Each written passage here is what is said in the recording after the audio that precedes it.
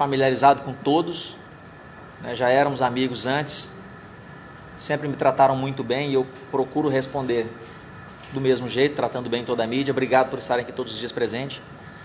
Gostei da ideia, viu, Maríndia? Tá fechado. Então, senhores, nós temos nesse momento 2.659 casos confirmados de coronavírus no estado de Rondônia. Graças a Deus, 862 pacientes estão curados, livres dessa doença, livres desse mal. Temos 279 pessoas internadas nesse momento, isso é muito ruim. Eu sempre tenho falado isso nos últimos dias. Nossos hospitais estão praticamente lotados e, infelizmente, nós estamos ficando sem profissionais de saúde. Nós estamos com dificuldade de contratação de médicos, dificuldade de contratação de enfermeiros e outros profissionais também. Então, a gente faz novamente um apelo. Nós estamos chegando no limite, infelizmente, estamos chegando no limite. Limite de capacidade hospitalar, limite de capacidade de leitos de UTI, limites de respiradores, limite de profissionais de saúde. E aí eu conclamo toda a população de Rondônia, temos que estar juntos. Se nós não fizermos a nossa parte, deixar de ir para as academias, se nós não deixarmos de nos reunir, velórios, mais um velório em Porto Velho teve e já saiu várias pessoas contaminadas, pelo menos 2 mortes de pessoas que se contaminaram nesse velório. Então, assim, a gente tem que se cuidar. Não pode ter reunião, não pode ter churrasco, não pode ter festa, não pode ir para a academia, não pode ter velório. Espera um pouco, daqui 3, 4 meses a vida volta ao normal. Mas para aqueles que morreram, não vai voltar mais ao normal. Para quem perdeu um ente querido, não volta ao normal.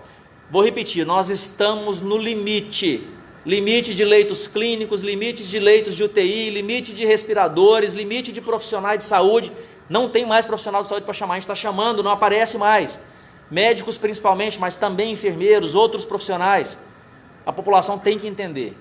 Nós estamos no limite, não queremos virar o caos, não podemos perder o controle, mas estamos no limite. Se nós todos não colaborarmos, e é todos, de mamando a caducando, de criança a idoso, todos temos que trabalhar juntos. Usar máscara se precisar sair à rua, se não precisar, fique em casa, não saia. Quem pode ficar em casa, fique em casa, por favor. Há alguns dias eu venho falando, escassez de profissionais, agora os leitos não dá mais. Nós precisamos, para não deixar virar o caos, para não deixar virar o holocausto, para que não morram pessoas sem assistência, sem respiradores, sem leitos para se internar. Por favor, vamos colaborar. Quando sai o ranking aí de isolamento social, eu fico muito triste. Infelizmente, nós estamos lá em 15ª ou 17ª posição de isolamento social. As pessoas não estão se distanciando, estão se mobilizando, mobilidade urbana está lá em cima, apesar do decreto do governador, muita gente na rua sem necessidade, muita gente que poderia estar em casa, que poderia estar esperando a doença passar, infelizmente não está. Tem muita gente cumprindo as recomendações, a gente tem que parabenizar essas pessoas e agradecer, porque quando você cumpre a recomendação, não faz festa, não vai para velório, não vai para academia, você está salvando vidas, está evitando que pessoas fiquem graves, pessoas morram. Mas infelizmente tem uma parcela que não contribui. Boa parte, muito bom. Uma outra parte, infelizmente, não contribui. E eu preciso falar para vocês, estamos chegando no limite. Não podemos mais tolerar erro, não podemos mais tolerar essa liberdade que as pessoas estão tendo. É por um momento, gente. Está cerceando a liberdade, tá, mas é um momento só, não é o resto da vida. É um período de tempo. Por favor, vamos nos unir. Secretário, aproveitando o seu gancho, que tem uma assistência para fazer, não seria já o momento, então, já que está tudo no limite, de já se preparar, montar um hospital de campanha? O hospital de campanha está quase ficando pronto, né? Está quase terminando o hospital de campanha, que é o Regina Passos, um hospital que vai ter 140 leitos, é um hospital de campanha e que é um hospital de campanha que vai ficar para a posteridade. As pessoas poderão utilizar esse hospital depois, o Estado vai utilizar. O Hospital Regina Passos é um hospital de campanha. Estão terminando a reforma dele, uma reforma que a própria empresa está pagando, né? A gente foi colocado isso no contrato, eles têm que entregar pronto para a gente o hospital. Então esse hospital de campanha já está finalizando, já está sendo terminada a sua reforma, a sua obra ali. 10.350 testes, exames realizados. Ou seja, graças a Deus, como nós havíamos falado ontem, passamos já dos 10.000 com 2.659 positivos. 85% dos leitos clínicos e 70% dos leitos de UTI do Hospital Semetron estão cheios, estão lotados. 94% dos leitos de UTI da AME, a AME só tem leito de UTI, lotados. Hospital Samar, agora de manhã, 60% de UTI lotada, 68,6% dos leitos clínicos. Hospital Santa Marcelina, 90% cheio. Temos 164 pacientes internados na rede pública estadual. Ainda tem alguns internados na rede pública municipal em alguns municípios e tem os pacientes da rede privada. Servidores. Hoje nós temos 809 servidores afastados da saúde. Lembrando que tem servidores afastados positivos, tem servidores afastados suspeitos, aguardando exames, e tem alguns servidores afastados porque são de grupo de risco, acima de 60 anos, têm comorbidades, estão afastados do trabalho. Graças a Deus, no dia de hoje, mais 17 guerreiros da Secretaria de Estado da Saúde, curados, retornam ao fronte de batalha. Nesse momento já temos 311 servidores curados da Secretaria de Estado da Saúde que já retornaram ao trabalho. Portanto, 311 guerreiros que voltaram para salvar vidas porque já estão curados do coronavírus. Dos afastados, nós temos a grande maioria no Hospital João Paulo II e no Hospital de Base, mas temos também servidores afastados do LACEN, do Semetron, do Cosme Damião e de unidades do interior. Guajará-Mirim. A equipe continua em Guajará-Mirim, na missão Guajará-Mirim, na força-tarefa, para tentar salvar o município lá, para diminuir o número de complicações, para evitar as mortes. Então nós temos lá médico intensivista, cardiologista, enfermeiros, defesa civil, bombeiros, tem capitão do bombeiro, AGEVISA, é um grupo grande de pessoas que foram e continuam trabalhando. Ontem, 9 da noite, quando eu liguei para saber como é que estava o monitoramento lá, como é que estavam os frutos da Operação Guajará-Mirim, da Força Tarefa, eles ainda estavam no hospital dando treinamento para os médicos, para os enfermeiros, fisioterapeutas, técnicos de enfermagem, que já são profissionais treinados lá em Guajará-Mirim. Tem ótimos profissionais, mas sempre o que vem a mais de conhecimento é importante, especialmente numa pandemia. Hoje de manhã, quando eu liguei às 7 da manhã, de novo, para ter mais informações, eles já estavam chegando para trabalhar, eles já estavam chegando para atuar junto à equipe lá de Guajará-Mirim em prol da saúde daquele povo. Várias atitudes já foram tomadas, né, especialmente o monitoramento de perto, 24 horas por dia, dos pacientes que estão confirmados. A gente tinha observado, dentre muitas coisas que a gente observou, uma delas é que muita gente, e todo mundo viu isso, um percentual alto de mortes. Então a gente começou a acompanhar agora de perto com os agentes, monitoramento nosso, eles têm que passar um feedback a cada 24 horas e estão acompanhando todos os dias ali de perto os pacientes que estão positivos. Isso é extremamente importante porque qualquer sinal de gravidade a equipe já começa a intervir. E como a nossa equipe está lá, pode orientar inclusive nessa intervenção. Primeiro, esses casos que já estão confirmados, tratar deles o mais precoce para evitar complicações, evitar de ir para o tubo, evitar de precisar de UTI. É claro, em lugar nenhum do mundo consegue se evitar 100%, mas pode minimizar o número de complicações. Então, é um passo. Tem uma equipe que já está monitorando isso. Segundo passo, treinamento médico, enfermeiros, técnicos, fisioterapeutas, toda a equipe sendo treinada.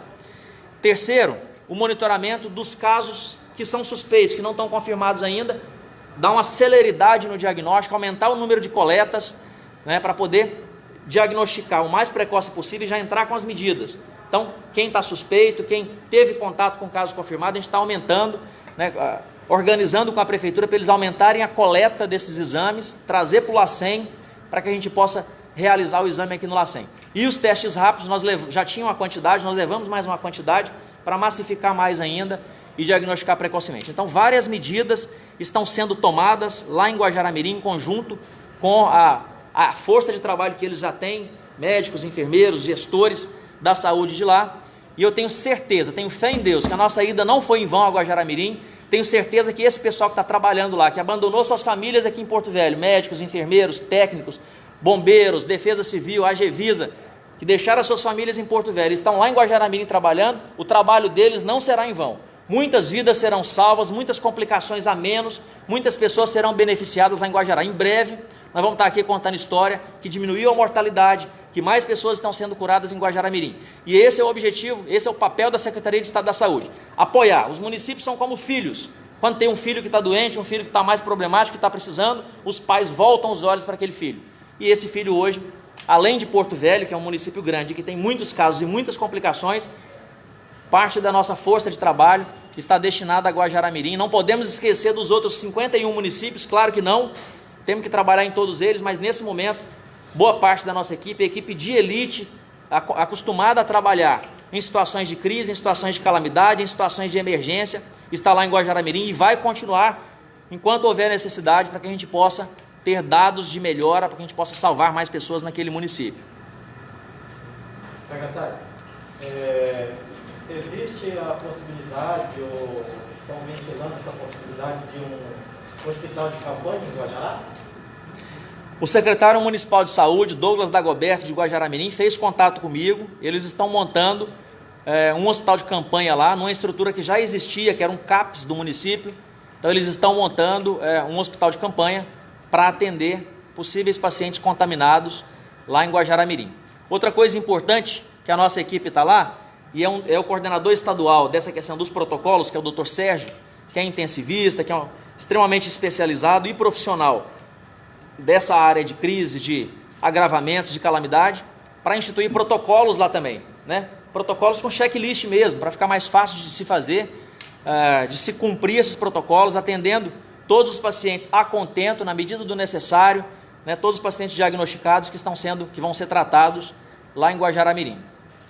Secretário, 50 milhões que foi destinado para o euro, que foi do Tribunal de Contas, que foi a economia, ele seria possível, como há um agravamento e a gente sabe que vai precisar de mais hospitais, de mais leitos, hospitais de campanha aqui para Porto Velho, seria possível, em entendimento de vocês, ou a metade, que esse dinheiro só seria usado daqui a 3 anos, ser usado agora na pandemia, no hospital de campanha, seria possível mandar uma mensagem para a Assembleia para esse dinheiro estar disponível para a Secretaria de Saúde?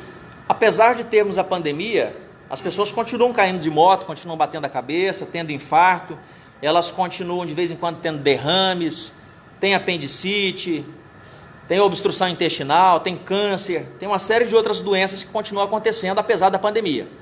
O projeto do euro é um projeto que não parou.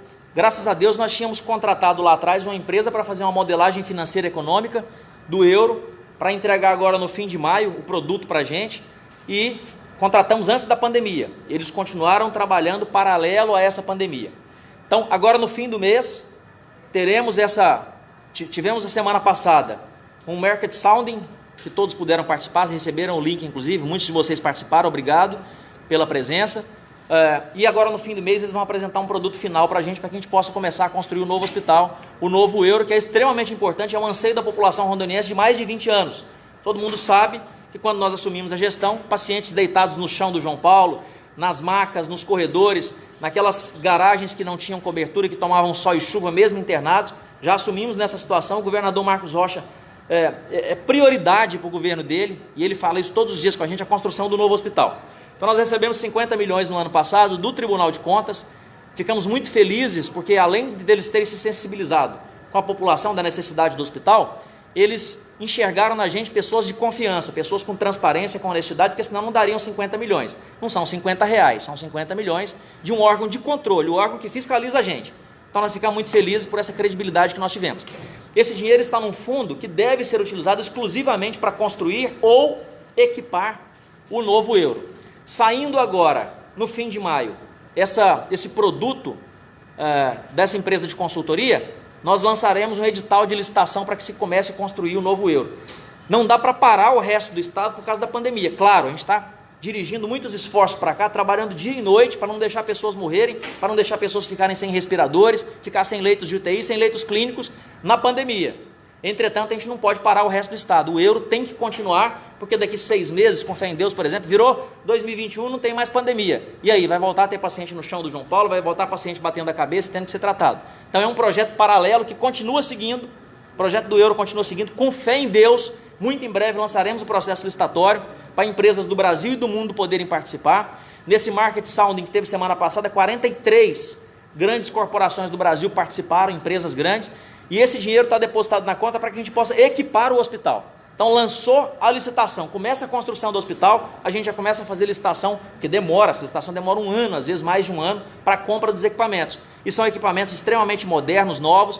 Então nesse momento a gente está pensando nesse dinheiro, nesse projeto paralelo que é fundamental e que depois da pandemia as pessoas vão voltar a sentir a necessidade do novo hospital, e esse dinheiro será utilizado então para equipar o novo Euro, o novo hospital, que é um sonho dos rondonienses há mais de 20 anos, é um sonho do governador Coronel Marcos Rocha, é um sonho meu e da Secretaria de Estado da Saúde, e eu falo meu, porque trabalhei 9 anos no João Paulo e sei o sofrimento e sei que as condições lá são péssimas há muitos e muitos anos.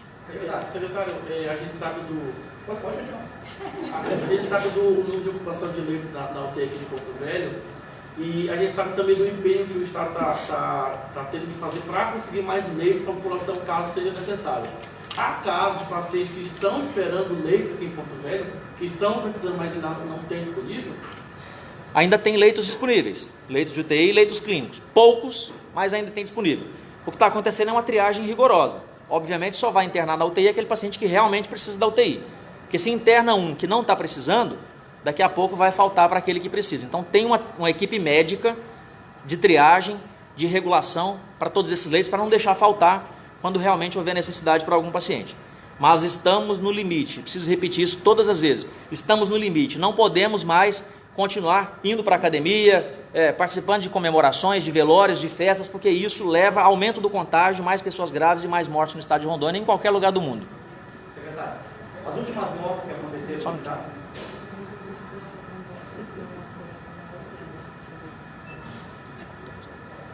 As últimas mortes que aconteceram no estado foram pessoas na faixa etária de 40, 50 e 60. O que o senhor pode falar para a gente dessas mortes? Essas pessoas tinham alguma comorbidade? Foi usado hidroxicloroquina nessas pessoas? Todos os nossos pacientes que são internados na rede pertencente ao governo do estado de Rondônia, internou, automaticamente abre-se o protocolo com o uso da hidroxicloroquina. Dentre outros medicamentos, também o uso da hidroxicloroquina. Exceto em 2 situações, quando o paciente tem alguma contraindicação, tem alguma arritmia cardíaca, alteração de uma parte do eletrocardiograma que não pode utilizar a hidroxicloroquina, ou quando o paciente não queira. Tem pacientes que já se recusaram, alguns falam, não quero usar, eu vi na televisão que não sei o que, tal, e não quero usar. Mas a grande maioria dos pacientes, via de regra, nós estamos usando a hidroxicloroquina para todos os pacientes. Qual foi a outra pergunta? Desculpa. Os pacientes com as comorbidades. De um modo geral, todos os pacientes que estão falecendo, não só no Brasil, não só em Rondônia, como no Brasil, como no mundo, são pessoas acima de 60 anos ou pessoas com comorbidades, pessoas que têm doenças associadas. É claro que essa doença é uma doença nova e acaba sendo uma loteria. A gente está observando crianças de 17 anos morrendo em São Paulo. Graças a Deus aqui não morreu ninguém com essa idade. Morreram crianças de 4, 5 anos de idade na Europa. Porto Velho, Rondônia, graças a Deus, não tem morrido, mas acaba sendo, de certa forma, como não tem um medicamento específico para combater a doença, é uma doença nova que nós estamos estudando diuturnamente, mas que ainda tem algumas coisas que não descobrimos sobre ela. Eu também sou médico e leio muitos artigos científicos e tento interpretar a forma da doença também, participo inclusive da construção dos protocolos, então acaba sendo, de certa forma, uma loteria. Infelizmente, tem gente jovem que vai acabar falecendo, mas nós temos, por exemplo, uma senhora que todos devem ter visto, uma senhora de 89 anos de idade, que infelizmente algumas outras pessoas faleceram, muito mais jovens do que ela, e ela aos 89 anos, cheia de comorbidade, foi atendida no hospital lá regional de Cacoal, ficou gravíssima, foi se recuperando, usando a hidroxicloroquina, usando a azitromicina, saiu viva, está saudável, graças a Deus, aos 89 anos. Por isso que eu falo que é uma loteria. Pelas estatísticas, pela regra, 89 anos com comorbidade, a chance dela sair viva era muito pequena. Mas infelizmente em São Paulo tem jovem de 17 e de 13 anos de idade que faleceram sem ter comorbidade. Então o ideal é nos prevenirmos, é sair à rua só se houver extrema necessidade, usar máscara o tempo todo, álcool em gel, não cumprimentar ninguém se abraçando, é se proteger. Porque infelizmente não tem-se um remédio específico que combata o vírus, não tem uma terapia que realmente resolva em lugar nenhum do mundo, mesmo nos países ricos, mesmo no Albert Einstein, no Sírio-Libanês, estão morrendo pessoas, empresários ricos que têm todas as condições, que têm todos os medicamentos, que têm os melhores respiradores e as melhores UTIs. Ideal é a prevenção. Vamos evitar aglomerações, pelo amor de Deus. Repito, estamos no limite. de ventiladores, no limite de UTI, no limite de leitos clínicos e no limite de profissionais de saúde. Secretário, ontem o Estado era o primeiro, e hoje aparece no ranking da transparência Covid-19 em 11º, que outro? Não, terceiro lugar. Transparência Covid está em terceiro lugar. Infelizmente, eles colocaram 2 critérios a mais que nós não conseguimos nos adequar. A equipe me passou isso ontem. Como foi uma coisa nova, mudaram os critérios, mas nós estamos em terceiro lugar com nota alta, né? Nota alta, chamado alto nível de transparência. Não caímos. Tem alto, tem médio, tem baixo e tem opaco. Nós estamos no alto, estamos no grupo de elite. Terceiro lugar do Brasil. Infelizmente, até ontem éramos o primeiro. Com esses 2 critérios que foram implementados, houve uma mudança e nós estamos em terceiro lugar do Brasil. Não aceito ficar em terceiro. Não estamos fazendo nada de errado, tudo correto, tudo com transparência. Semana que vem estaremos em primeiro de novo, com certeza. Foi falta de colocar dados no sistema, dados que mudaram, não foi alimentado o sistema direito. Mas eu não aceito, apesar de estar alto, de continuarmos sendo elogiados pelo Ministério da Saúde como nível alto de transparência, eu não aceito terceiro lugar. Nós temos que ficar com nota 10, temos que ficar em primeiro lugar, e é assim que vai se manter, porque Rondônia está fazendo tudo certo, não tem nada errado, não tem um centavo de desvio, não tem nada de errado. Então a gente não aceita ficar em terceiro, tem que ficar em primeiro. É uma questão de alimentação no portal, isso vai acontecer essa semana, e com fé em Deus, semana que vem a gente volta a falar com prazer, com honra para cada um de nós rondonienses. Somos o primeiro do Brasil. Podemos encerrar? Muito obrigada. O senhor é sério. Senhores, O senhor é sério, deve ter muita vontade. obrigado, meu irmão. Parabéns. Deus abençoe vocês, Deus abençoe a cada um de nós. Continue divulgando vocês nas redes sociais, pedindo para as pessoas ficarem em casa, para as pessoas só saírem de casa se houver necessidade. Divulguem que as coisas não estão boas. Infelizmente tem gente que não está enxergando que as coisas estão piorando, os casos estão aumentando, pacientes internados. Nós precisamos nos unir, porque senão daqui a pouco pode virar o caos. Essa é a realidade, nua e crua. E nós temos que falar a verdade, temos que falar com transparência o que está acontecendo. Ainda tem leitos de UTI, ainda tem leitos clínicos, mas infelizmente estão se esgotando. Obrigada, gente. Obrigado, senhores. Bom Deus trabalho. abençoe a todos. Bom dia.